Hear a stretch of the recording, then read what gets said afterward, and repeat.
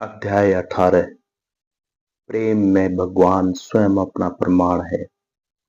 जो प्रेमी स्वार्थपरता और भय के परे हो गया है, जो फलाकांक्षा शून्य हो गया है, उसका आदर्श क्या है?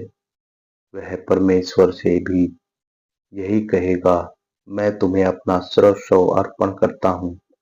मैं तुमसे कोई वस्तु नहीं चाहता। वास्तव में ऐसा कुछ भी नहीं है जिसे मैं अपना कह सकूं। जब मनुष्य इस प्रकार की अवस्था प्राप्त कर लेता है, तब उसका आदर्श पूर्ण प्रेम का आदर्श हो जाता है। वह प्रेम जनित पूर्ण निर्भीकता के आदर्श में परिणत हो जाता है। इस प्रकार के व्यक्ति के सर्वोच्च आदर्श में भी किसी प्रकार की संकीर्णता नहीं रह जाती। वह किसी विशेष भाव द्वारा सीमित नहीं रहता। वह आदर्श तो सार्वभौमिक प्रेम, अनंत और असीम प्रेम, पूर्ण स्वतंत्र प्रेम का आदर्श होता है। यही क्यों वह साक्षात प्रेम स्वरूप होता है।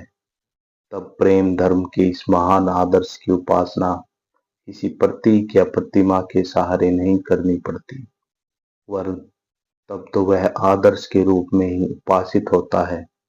इस प्रकार के एक सार्वभौमिक आदर्श की आदर्श रूप से उपासना सबसे उत्कृष्ट प्रकार की पराभक्ति है।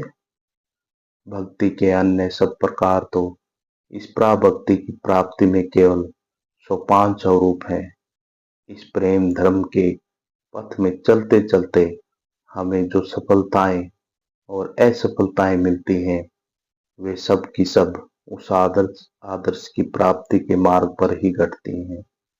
अर्थात प्रकारांतर से वे उसमें सहायता ही पहुंचाती हैं। साधक एक के बाद दूसरी वस्तु लेता है और उस समय पर अपना अभ्यंतरित आदर्श प्रक्षिप्त करता जाता है। जो कर्म से ये सारी बाह्य वस्तुएं इस सत विस्तारशील अभ्यंतरित आदर्श को प्रकाशित करने के लिए अनुपयुक्त सिद्ध होती हैं और इसलिए स्वभावतः एक एक करके उनका परित्याग कर दिया जाता है। अंत में साधक समझ जाता है कि बाह्य वस्तुओं में आदर्श की उपलब्धि करने का प्रयत्न व्यर्थ है और ये सब बाह्य वस्तुएं तो आदर्श की तुलना में बिल्कुल तुच्छ हैं।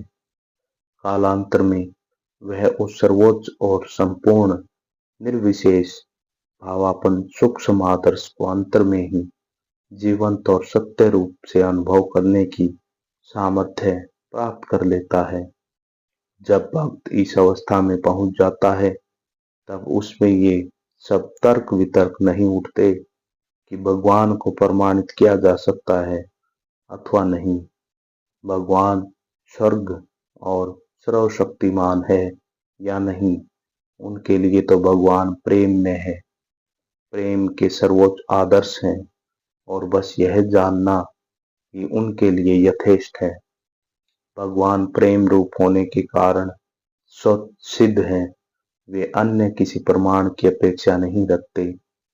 प्रेमी के पास प्रेमास्पद किया अशिष्ट तत्व प्रमाणित करने के लिए किसी बात की आवश्यकता नहीं। अन्याय धर्मों के न्यायकर्ता भगवान का अशिष्ट तत्व प्रमाणित करने के लिए बहुत से प्रमाणों की आवश्यकता हो सकती है, पर भक्त तो ऐसे भगवान की बात मन में भी नहीं ला सकता। उसके लिए तो भगवान केवल प्रेम स्वरूप है। हे प्रिय, कोई भी स्त्री पति से पति के लिए प्रेम नहीं करती, वरन पति में स्थित आत्मा के लिए ही प्रेम करती है।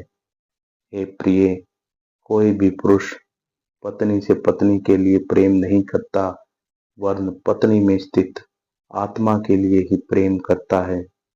कोई कहते हैं कि समस्त मानवीय कार्यों की एकमात्र प्रेरक शक्ति है स्वार्थपरता, किंतु वह भी तो प्रेम ही है। पर हाँ, वह प्रेम विशिष्टता के कारण निम्न भावापन हो गया है। बस इतना ही।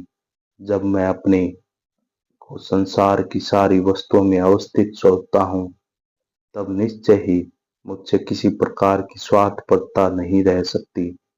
किंतु जब मैं भ्रम में पड़कर अपने आप को एक छोटा सा प्राणी सोचने लगता हूँ, तब मेरा प्रेम संकीर्ण और मर्यादित कर लेना ही हमारा भ्रम है।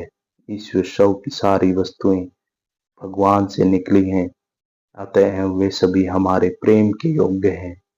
पर हम सर्वदा स्मरण रखते कि समष्टि को प्यार करने से ही अंशों को भी प्यार करना हो जाता है। यह समष्टि ही भक्त का भगवान है। अन्य अन्य प्रकार के ईश्वर जैसे स्वर्ग में रहने वाले पिता, शास्ता, सत्रष्टा तथा नानाविध मतवाद और शास्त्र ग्रंथ भक्त के लिए कुछ अर्थ नहीं रखते। उसके लिए उनका कोई प्रयोजन नहीं, क्योंकि वह तो पराभक्ति के प्रभाव से संपूर्णतः इन सब के ऊपर उठ गया है। जब हृदय शुद्ध और पवित्र हो जाता है तथा देवी प्रेमामृत से सराबोर हो जाता है, तब ईश्वर संबंधी अन्य सब धारणाएं बच्चों की बात से प्रतीत होने लगती है और वे अपूर्ण एवं अनुपयुक्त समझकर त्याग दी जाती हैं। सचमुच पराभक्ति का प्रभाव ही ऐसा है। तब वह पूर्णता प्राप्त भक्त अपने भगवान को मंदिरों और गिरजों में खोजने नहीं जाता। उसके लिए तो ऐसा कोई स्थान ही नहीं जहाँ वे न हो। वह उन्हें मंदिर के भीतर और बाहर सर्वत्र देखता है। साधु की साधुता में और दुष्ट की दुष्टता में भी वह उनके दर्शन करता है, क्योंकि उसने तो उन महिमा में प्रभु को पहले ही से ही अपने हृदय सिंहासन में बिठा लिया है और यह जानता है कि वे एक सर्वशक्तिमान एवं अनिर्वाण प्रेम ज्योति के रूप में उसके हृदय में नित्य दीप्तिमान है और सदा से वर्तमान है। धन्यवाद।